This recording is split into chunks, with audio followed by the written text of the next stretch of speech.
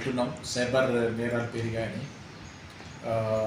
ఎప్పుడైతే digital technology పెరుగుతుంటుందో, digital వినియోగం పెరిగినప్పుడు ఈ నేరాలు చేసేవాళ్ళు వివిధ మార్గాల ద్వారా నేరాలు చేస్తూనే ఉంటారు. కొత్త కొత్త మోడస్ ఆపరెండిస్ అనేది వాళ్ళు కనుక్కొని నేరాలు చేస్తున్నారు.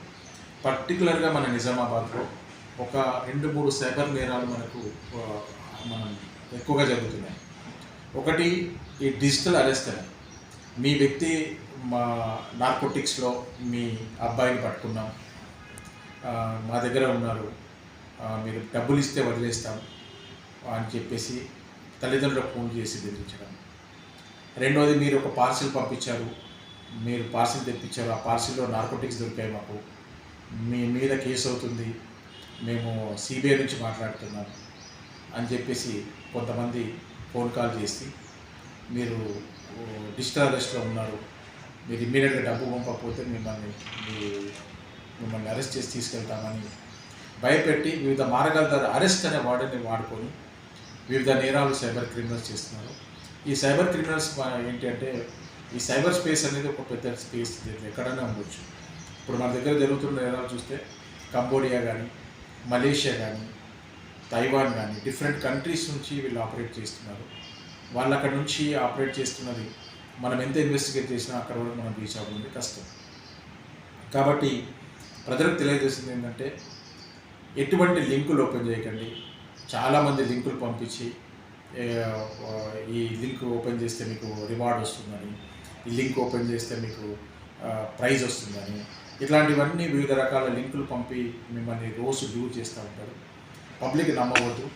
రెండవది, మీ ఓటీపీ పిన్ ఎవరికి చెప్పవద్దు. మూడవది, మీ దగ్గర సోషల్ మీడియా యాప్స్ ఉన్నప్పుడు వాటికి రిస్ట్రిక్షన్స్ పెట్టుకోండి. పబ్లిక్ వ్యూలో పెట్టుకోకుండా ప్రైవేట్ వ్యూలో పెట్టండి. మీ ఇన్ఫర్మేషన్ వాట్సాప్లో కూడా సెక్యూరిటీ మీ వాట్సాప్లో ఎవరిని యాడ్ చేయకుండా, అన్నోన్ కాల్స్ రాకుండా చూసుకోండి.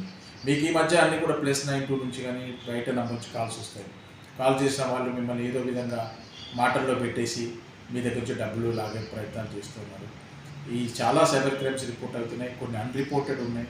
కొంతమంది రిపోర్ట్ చేస్తున్నారు, కొంతమంది ఎందుకులే మనం ఆల్రెడీ మోసపోయాము ఎందుకు అని చెప్పేసి కొంతమంది ఇది బయటకు చెప్పుకుంటే పరువు పోతుందని కూడా కొంతమంది చెప్పట్లేదు. ఇలాంటి నేరాలు అనేది చాలా తరచుగా రిపోర్ట్ అవుతున్నాయి. మేము రెగ్యులర్గా టీవీల ద్వారా, కళా బృందాల ద్వారా, పేపర్ ద్వారా ఈ సైబర్ నేరాల గురించి అవగాహన చేస్తూనే ఉన్నప్పటికీ కూడా ఇంకా విక్టిమైజ్ అవుతూనే ఉన్నారు. అందరికీ విన్నపం ఏమంటే,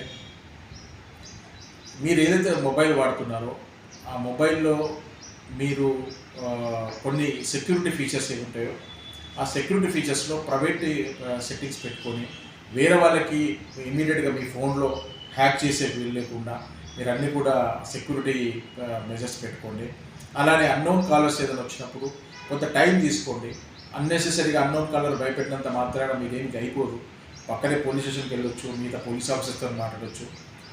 మీరు వాళ్ళ మాటలకు వినేసి వాళ్ళు చెప్పినవన్నీ చేస్తూ పోతే మీ అమౌంట్ మీ బ్యాగ్ నుంచి మీ అమౌంట్ మొత్తం కూడా పోతుంది. ఇట్లాంటి కొన్ని సంఘటనలు జరిగినాయి. ఒకతను డిజిటల్ అరెస్ట్ అనే పేరు మీద 36 లక్షల రూపాయలు ఒక డబ్బులు ఇవ్వడం జరిగింది. అతను మళ్ళీ తరచుగా పోలీస్ స్టేషన్ వస్తున్నాడు, పోలీస్ ఆఫీసర్ కలుస్తున్నాడు. కానీ నేను డిజిటల్ అరెస్ట్లో ఉన్నాను, చెప్తే ఏమవుతుందో అన్న భయంతో 36 లక్షలు ఇచ్చిన తర్వాత మాకు చెప్పడం జరిగింది. మీకు ఒక్కసారి మనం ట్రై చేశాం హోల్డ్ చేయడానికి, కానీ హోల్డ్ కాలేదు. ఇట్లాంటివి మనము ఏదైనా జరిగినా కూడా వితిన్ 1 అవర్లో మీరు 1930 కానీ www.cyberportal.in కానీ మీరు ఇమీడియట్గా ఇంటిమేట్ చేస్తే మీ అమౌంట్ ఏదైతే ఉందో ఆ 1 అవర్లో మనకు గోల్డెన్ అవర్, ఆ అమౌంట్ మనం బ్లాక్ చేసుకొని మన అమౌంట్ బయట వాపస్ తీసుకునే ఛాన్స్ ఉంటుంది. కాబట్టి 1930 నెంబర్ వాడండి. సైబర్ నేరాల గురించి అవగాహన పెంచుకోండి. అన్నెసెసరీ కాల్స్కి రెస్పాన్స్ ఇవ్వకండి. అన్నెసెసరీ లింకులు ఓపెన్ చేయకండి.